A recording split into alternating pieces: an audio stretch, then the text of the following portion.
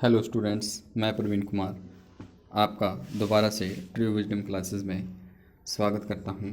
आज की कक्षा में पीएम यशस्वी योजना की कक्षा की श्रृंखला में एक कक्षा और लेकर आ गए हैं, जिसके अंदर हम क्या है पूर्व के जो 5 क्वेश्चन किए थे उससे क्या है आगे यानी कि करने जा रहे हैं क्वेश्चन नंबर 6।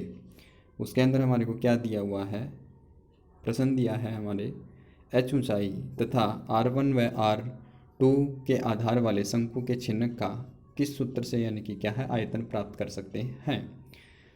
तो हमारे को क्या है 13वां जो यानी कि अध्याय था 10वीं कक्षा के अंदर, उसके अंदर हमारे 13.4 प्रश्नावली थी, जिसके अंदर हमारे को पूर्ण जो प्रश्नावली के अंदर जो प्रत्येक जो प्रश्न था वो शंकु के छिन्नक से संबंधित था, जिसके अंदर हमारे को क्या है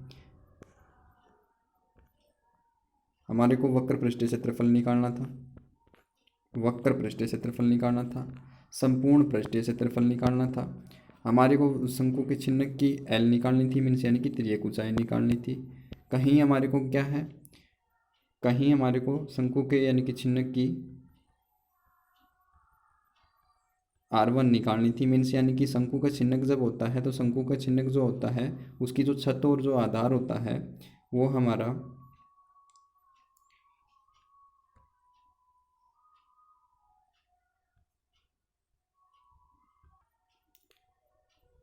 शंकु का आधार की त्रिज्या कुछ अलग होती है और शंकु की छत की क्या है त्रिज्या अलग होती है, क्योंकि यानी कि शंकु का छिन्नक जो है आधार और छत जो है वो क्या है एक यानी कि क्या है बड़ा यानी कि वृत्त के आकार का होता है और एक क्या है हमारी छोटे वृत्त के आकार के होते हैं। तो वृत्त अलग अलग है तो इसका मतलब यानी कि त्रिज्याएं भी क्या होंगी, अलग अलग होगी। इसलिए यहाँ पे क्या है R1 और R2 से यानी कि क्या है त्रिज्याओं को क्या किया गया है, डिनोट किया गया है। अब ये कहता है कि यानी कि क्या है उस शंकु के छिन्नक का क्या कीजिए, आयतन याद कीजिए। तो आपको पता है शंकु का छिन्नक का आयतन निकालना है तो शंकु के छिन्नक के आयतन का सूत्र याद रखना पड़ेगा। वक्र पृष्ठीय क्षेत्रफल ज्ञात करना है तो वक्र पृष्ठीय क्षेत्रफल का सूत्र याद रखना पड़ेगा।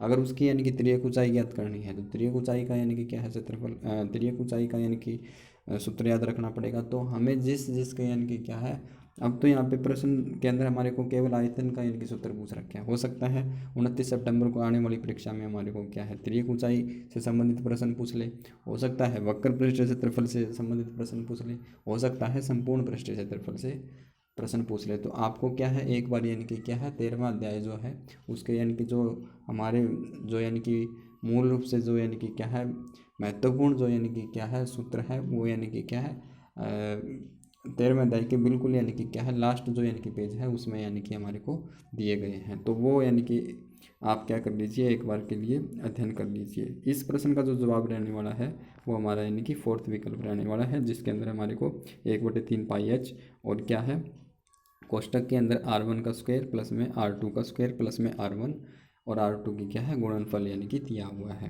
प्रश्न नंबर यानी कि क्या है हम 7 की बात करें तो इसके अंदर हमारे को प्रश्न दिया है 12 मीटर भुजा वाले किसी घनाकार कमरे में किसी अधिकतम लंबाई की छड़ रखी जा सकती है। मतलब ये कहता है कि एक क्या है घनाभ है, उसके अंदर क्या है सबसे बड़ी जो छड़ यानी कि रखी जाएगी उसका यानी कि क्या है लंबाई क्या होगी। तो आपको पता है घनाभ के अंदर क्या है सबसे बड़ी छड़ जो होती है वो उसकी यानी कि लंबाई ज्ञात करनी है तो उसका सूत्र होता है वर्गमूल 3a।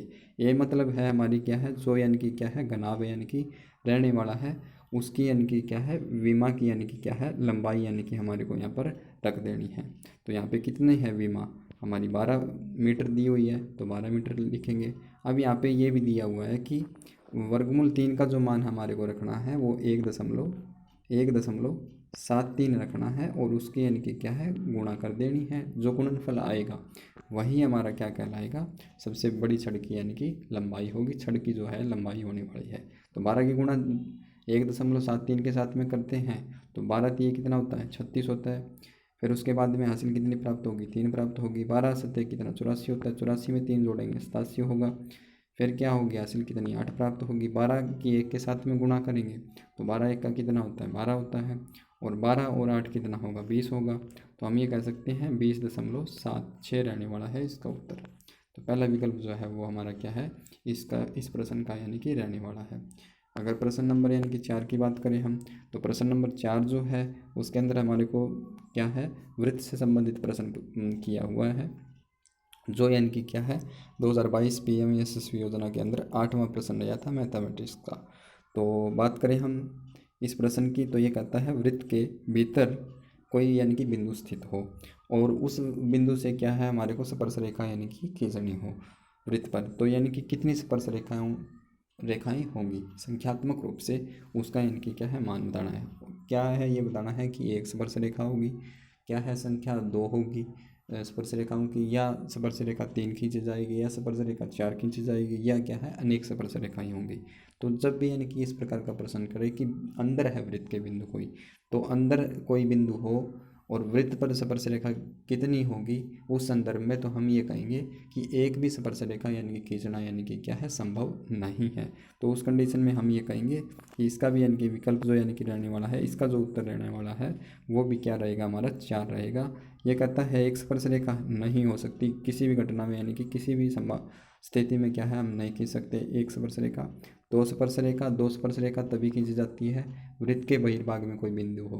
बहिर्भाग में बिंदु जब होगा 2 स्पर्श रेखा खींची जाएगी और दोनों की जो लंबाई जो है वो रहने वाली है वो क्या रहेगी माप में क्या है समान रहेगी। ये कहता है हमारा क्या है अनंत स्पर्श रेखाएं, अनंत का मतलब यानी कि क्या है बहुत सारी स्पर्श रेखा खींची जा सकती है, नहीं खींची जा सकती बिंदु यानी कि अंदर स्थित है तो एक भी स्पर्श रेखा नहीं खींच जा सकती, इसलिए इसका आंसर जो रहने वाला है वो 4 नंबर यानी कि रहने वाला है।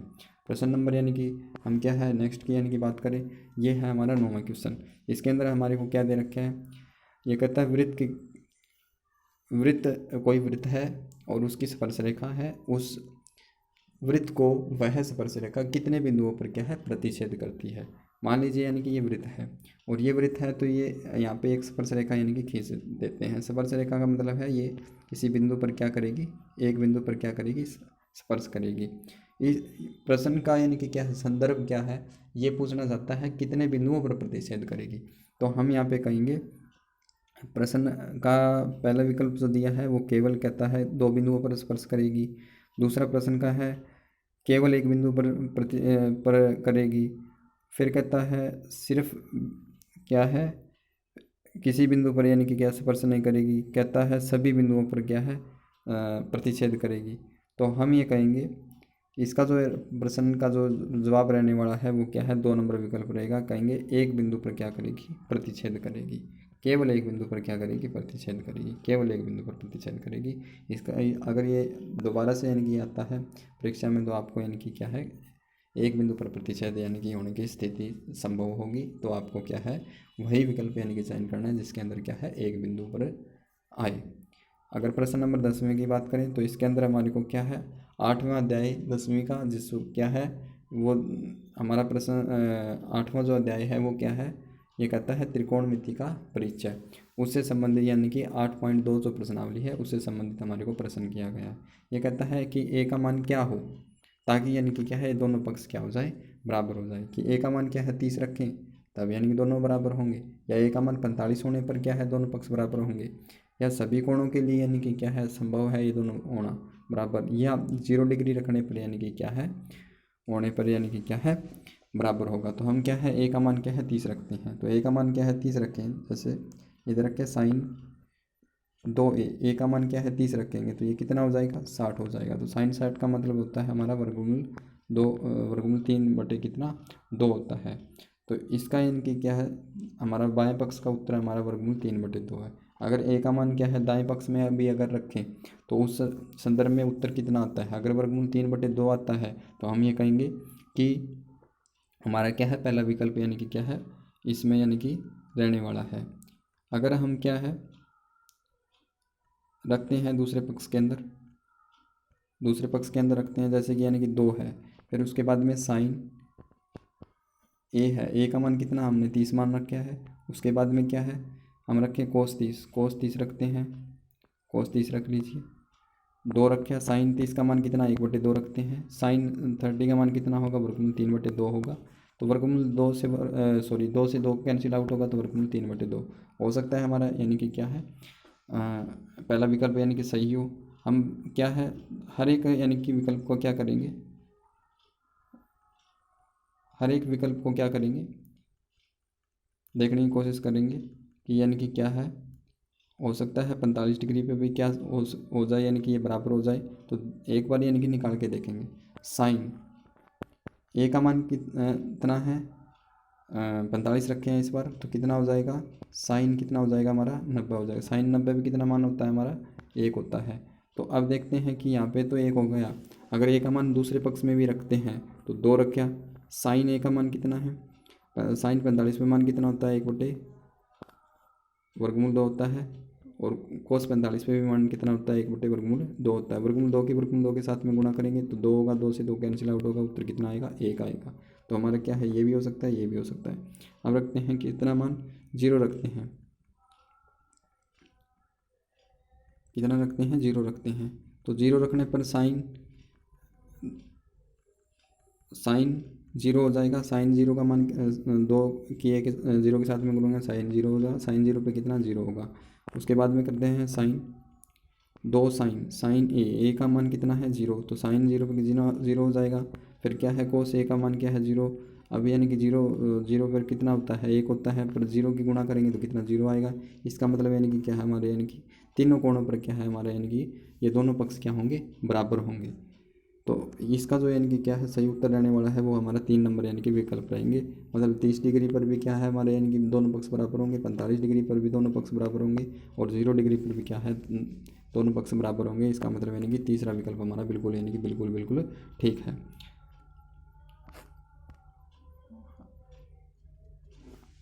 आप सभी का बहुत बहुत धन्यवाद वीडियो देखने के लिए।